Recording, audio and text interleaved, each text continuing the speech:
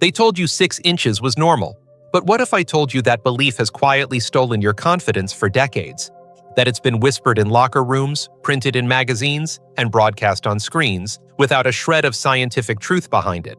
And now, after 60, you're still measuring your manhood against a number that was never real to begin with.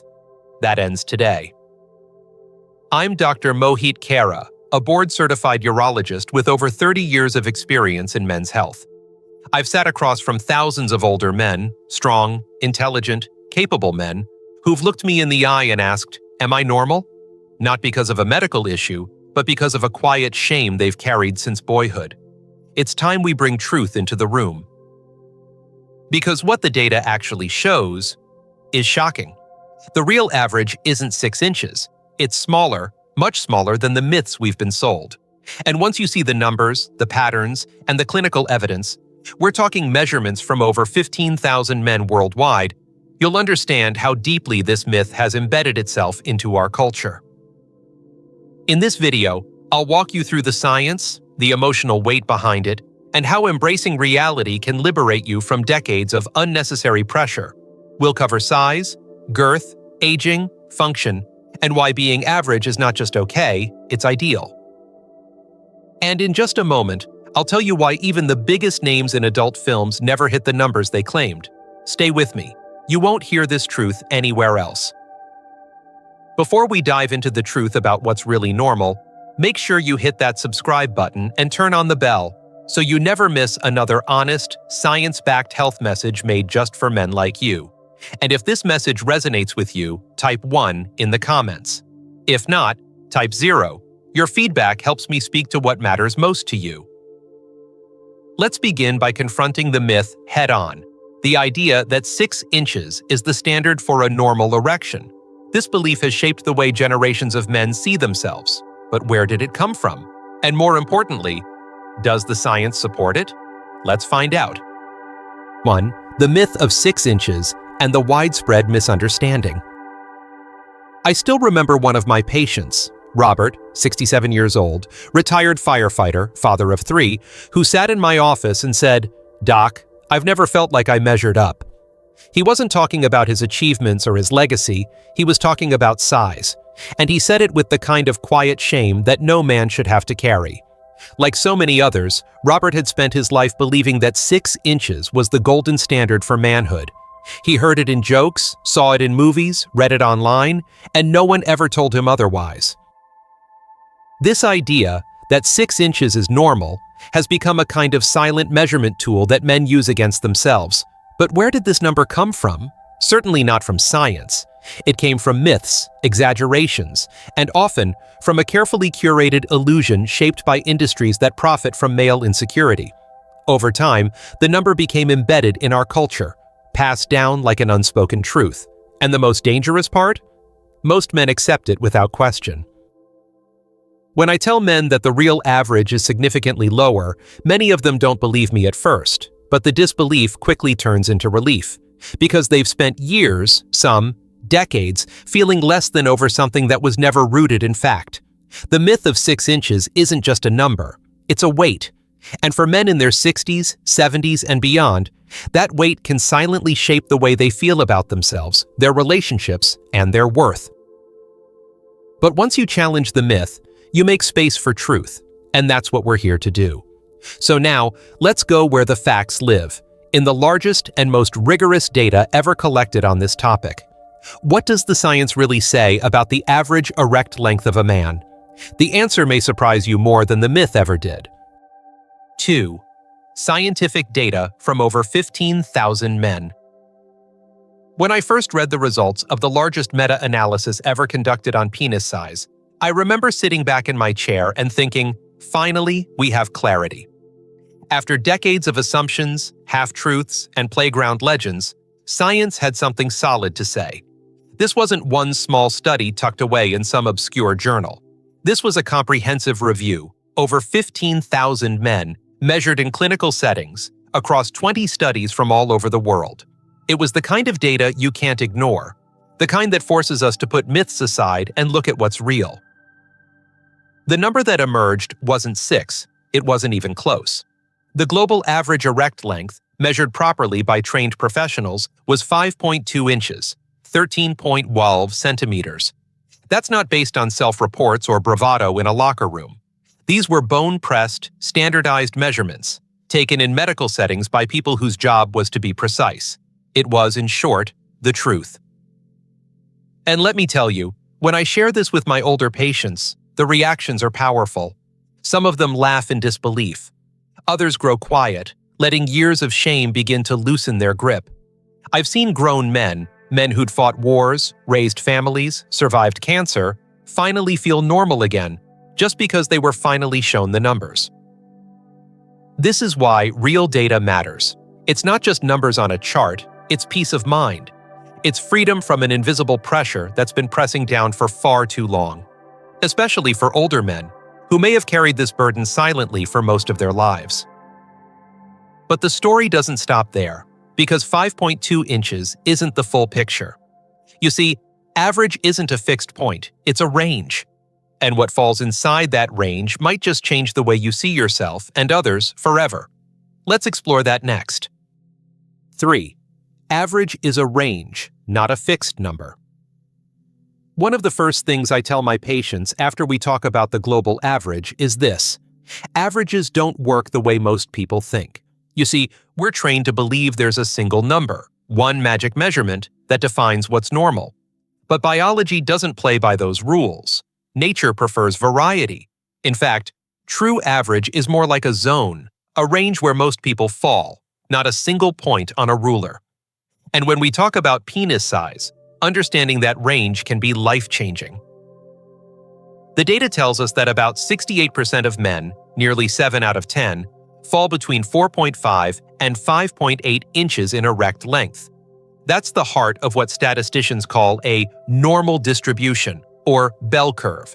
It means that if you're within that range, you're not just close to average, you are the average, and you're in very good company.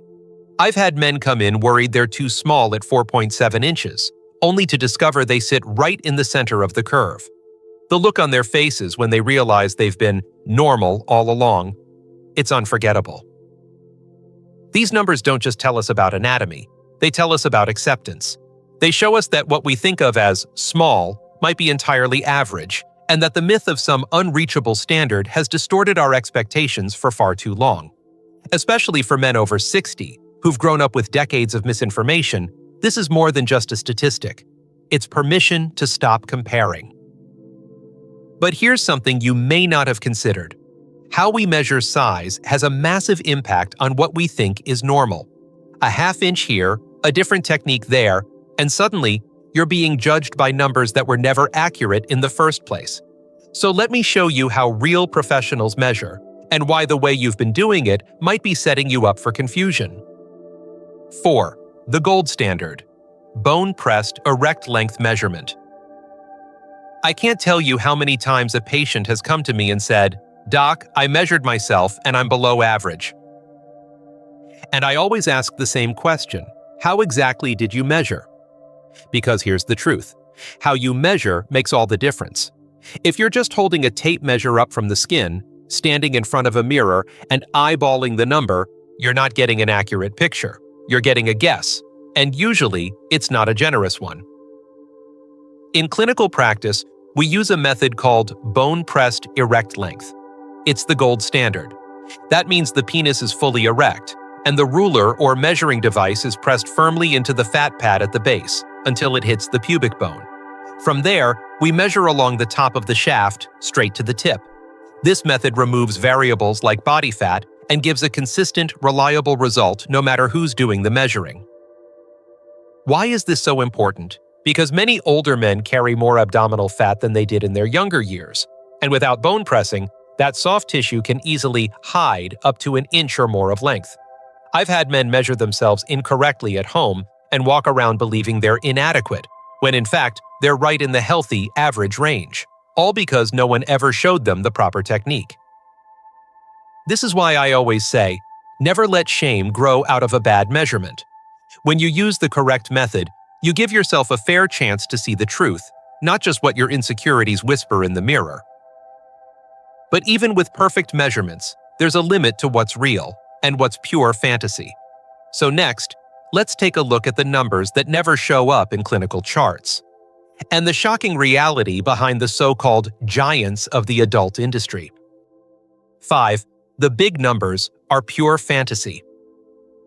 I once had a gentleman in his early 70s come into my office, shoulders tense, voice low, and say, "Doc, I've seen those guys in the movies. I don't come close. Something must be wrong with me."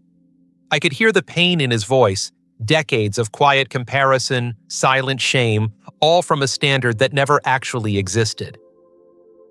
What he didn't know, and what most men over 60 have never been told, is that the so-called 10-inch club is almost entirely fiction. In that same large study we talked about, with over 15,000 men measured by medical professionals, not a single one hit 10 inches. Not one. That number didn't even show up on the graph. Think about that. If you've spent years comparing yourself to some mythical number, it's time to take a deep breath and let that burden go. Even famous names in adult entertainment, men whose reputations were built around size, often had no verified measurements. One of the most well-known, John Holmes, gave conflicting reports about whether he was 10, 13, or even 16 inches. But no doctor ever confirmed it. It was all hearsay, exaggerated for the camera and the culture that demanded it. These images and numbers were never meant to reflect reality. They were crafted to sell fantasy. And yet, for millions of men, those fantasies have become internal measuring sticks, quietly chipping away at their self-worth. But here's the liberating truth. When you strip away the illusion, the science shows us that most men are remarkably similar in size, and perfectly average in the best possible way. Still, some men say, "Okay, but what if I'm not average in length? Does that mean I'm failing?" Not at all. Because there's another dimension to satisfaction that most people overlook, and in many cases, it's even more important than length. Let's talk about it next. 6. Average isn't just okay, it's ideal in nature's eyes. I'll never forget what one of my older patients told me after we reviewed his measurements together. He looked at me, smiled softly, and said, "So you're saying I've been normal this whole time?" There was a mix of relief and disbelief in his voice, like he had just been released from a lifetime sentence of quiet self-doubt. And the answer I gave him was simple. Not only are you normal, you're exactly what nature intended. You see, evolution doesn't aim for extremes. It aims for function, harmony, and compatibility. Contrary to what the media might push, having an average-sized penis is not a curse. In many ways, it's a blessing. Larger than average sizes, while sensationalized in pop culture, can often cause discomfort for partners, difficulty with intimacy, and even complications during sexual activity. Nature isn't trying to create spectacle, it's trying to create connection. The majority of women report greater satisfaction with emotional intimacy, communication, and mutual pleasure than they do with size alone. In fact, most say that being with a partner who is too big can be physically uncomfortable or emotionally intimidating. The truth is, most partners want closeness, not conquest. They want confidence, not comparison. When I talk to men in their 60s and 70s, many of them are rediscovering intimacy after years of silence, finally realizing that their worth isn't measured in inches. And once they let go of the myths, their relationships deepen in ways they never expected. So if you've been chasing some unreachable ideal, let this be your permission to stop. Because being average, by nature's standards, is often the best place to be. But of course, size isn't just about length. There's another measurement that plays a huge role in how you and your partner experience intimacy. And many men don't even know how they compare. Let's talk about that next. 7. Girth Matters Too, the overlooked queen of satisfaction. Most conversations about size focus only on length. It's what gets all the attention in media, in locker room talk, and even in many doctors' offices. But if we're being honest, and we should be, girth plays just as important a role in sexual satisfaction, if not more so. And yet, very few men actually know where they stand when it comes to this measurement. Let me share something I often tell my older patients. If length is the king, girth is absolutely the queen. And just like in chess, sometimes it's the queen that wins the game. According to the same comprehensive study we've been discussing, the average erect girth, that's the circumference around the shaft, is 4.6 inches, or about 11.66 centimeters. Most men fall within a range of 4.2 to 5.0 inches. And while these numbers don't sound dramatic, they're more than enough to provide meaningful, pleasurable connection. I've had many older men say they had no idea this mattered. Others tell me they always assumed they were too thin, only to learn they were right in the normal range all along.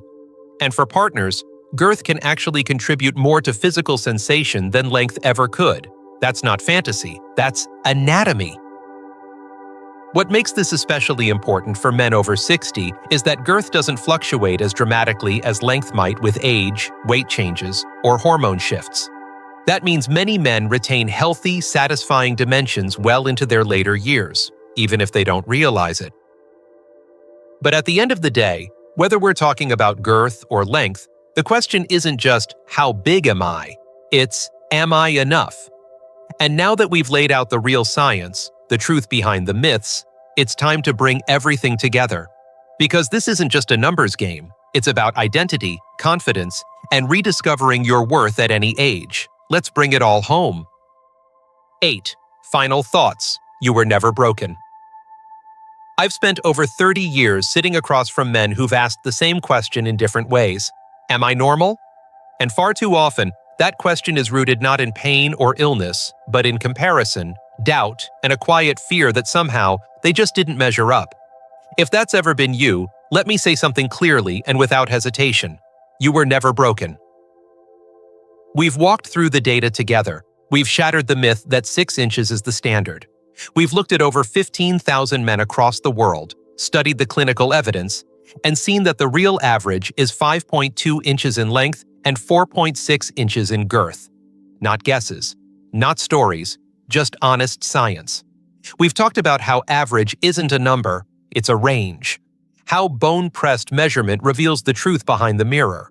How adult film standards are nothing more than fantasy. And how nature, in her wisdom, designed most men to fit, not impress, but connect.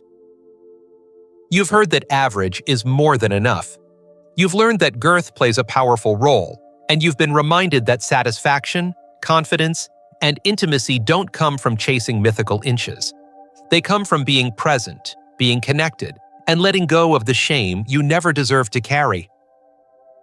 I've seen men in their 60s, 70s, even 80s rediscover confidence. Not because their body changed, but because their perspective did. And I want that for you too, because you are not the sum of your measurements. You are a man with a story, with a body that still works, and with years ahead that deserve peace, joy, and connection. So the next time you look in the mirror, I hope you see what I see. A man who was never less than enough. A man who doesn't need to compare himself to anyone, because now you know the truth. And the truth, finally, has set you free.